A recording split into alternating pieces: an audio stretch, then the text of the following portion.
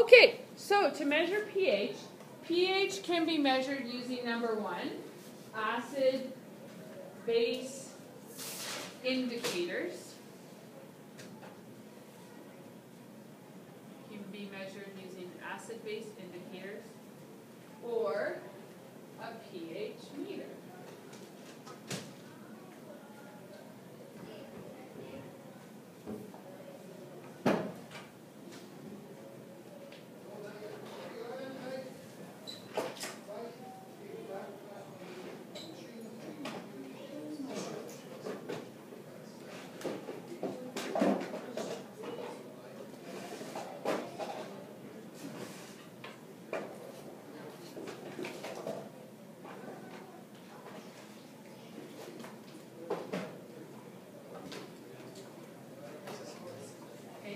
So acid-base indicators are things like the bromothymol blue and stuff.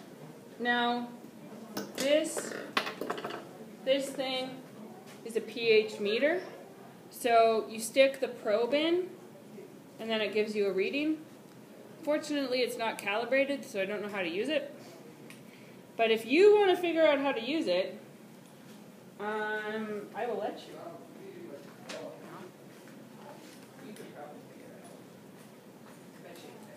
Okay, so indicators are really any acid-base indicator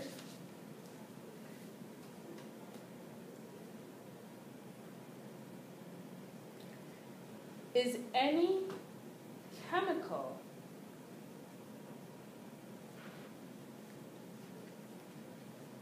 that changes color in an acidic or basic solution.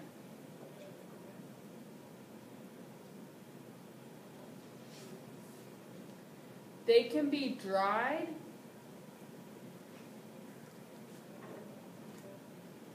onto strips of paper. And that's how we get our pH paper and litmus paper, is that really what's on that paper is just like that chemical that's just been dried onto it. Okay?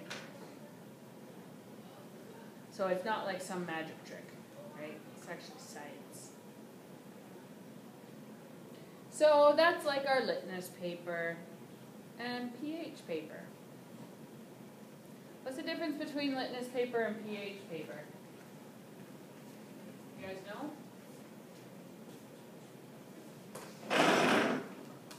Any ideas? Litmus paper is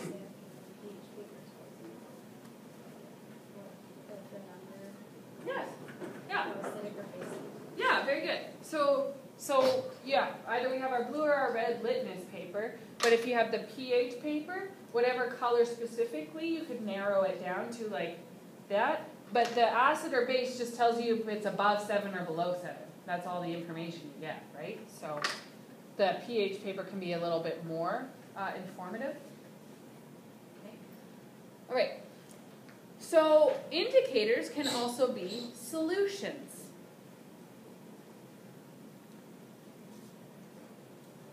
So that's like our bromothymol blue.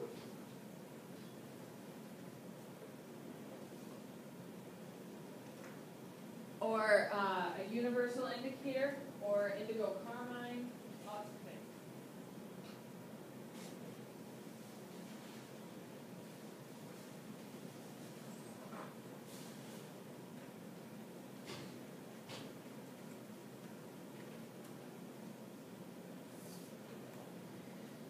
They can be made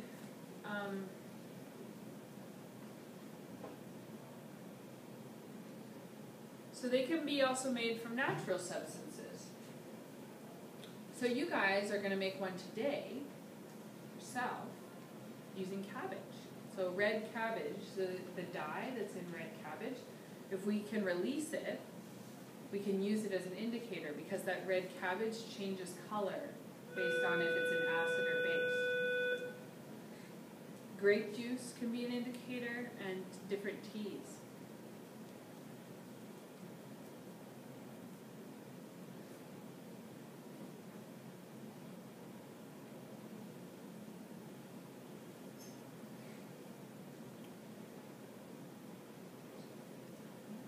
So, just show you an example. So like cabbage will change color depending on the pH that it's exposed to. So if it has something that's really basic, it will be yellow, and if it's exposed to something red, it will, or acidic, it will turn red. Okay, so each indicator has a specific pH range.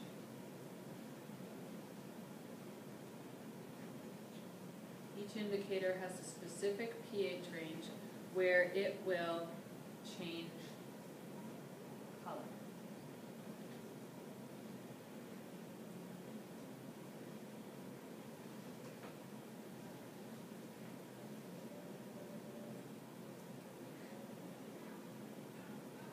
You can use 2 or more indicators.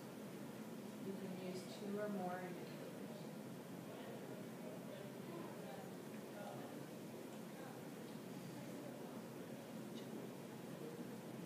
To approximate the pH of a solution.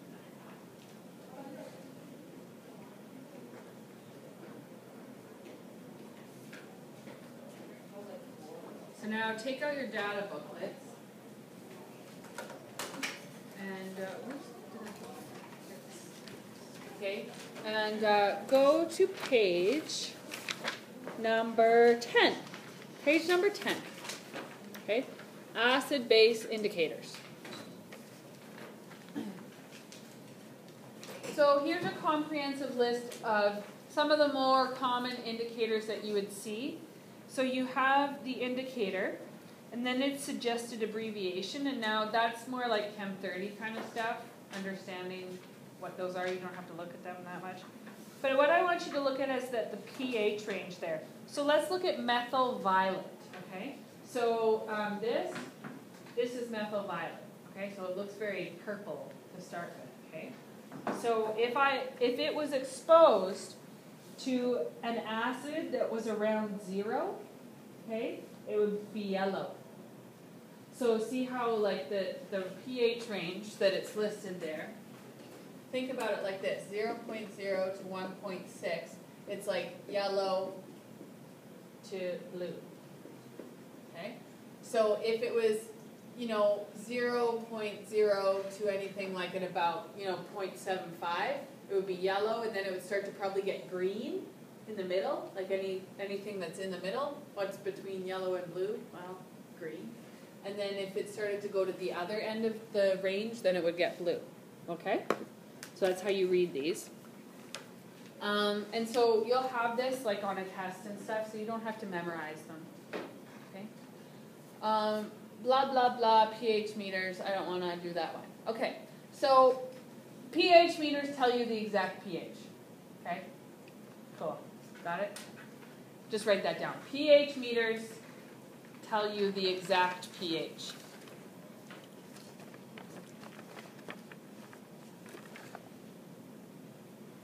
But it's more fun to do it hard. Besides, I can calibrate that one. Okay, so this will be fun. So we're going to do a little lab.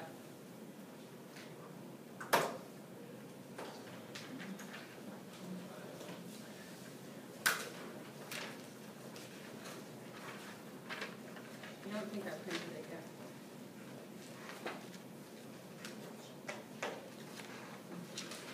Okay, so what we'll do is a little lab. So your goal is to determine the most precise pH of a solution using multiple indicators provided. So the way that